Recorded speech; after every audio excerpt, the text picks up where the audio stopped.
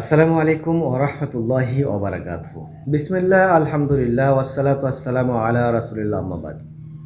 সম্মানিত সুধী, আজকে অত্যন্ত গুরুত্বপূর্ণ একটা বিষয় নিয়ে আমি আপনাদের সামনে কথা বলবো। আর সেটা হলো যে আমরা ঈদের সালাতে যাওয়ার আগে কুরবানিটা করব, নাকি ঈদের সালাত শেষ করে এসে কুরবানি করব।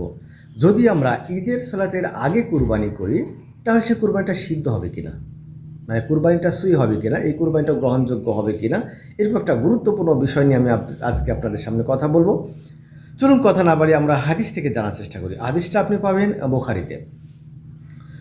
রাসূলুল্লাহি সাল্লাল্লাহু আলাইহি সাল্লাম বলেন, ঈদের সালাতের আগে কুরবানি করলো, সে তার নিজের জন্য কুরবানি করলো। আর যে ব্যক্তি ঈদগাহ থেকে এসে কুরবানি করলো, সে সহিভাবে কুরবানি করলো এবং সে মুসলমানদের অনুসরণ করলো।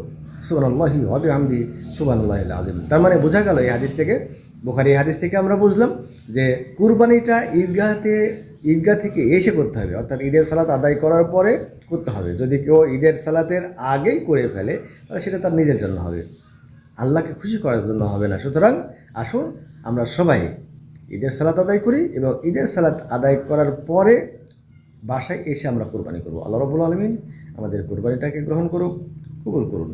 ওয়া আখিরু দাওয়ানা আলহামদুলিল্লাহি রাব্বিল আলামিন। আসসালামু আলাইকুম ওয়া রাহমাতুল্লাহি ওয়া বারাকাতুহু।